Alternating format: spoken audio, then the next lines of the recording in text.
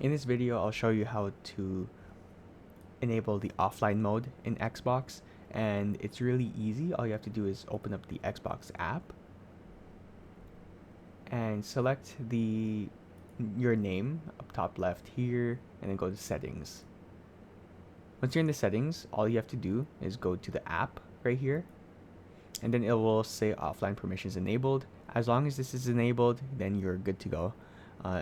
Just note this one here is that you can change you can only set this twice in a year, and you can only set it on one single device, and that way your games will work even if you're offline. So if I kill my internet right now, I'm still able to play Forza. I could play Power Wash Simulator. I don't have to connect to the Xbox game or to the Xbox network just to play the game.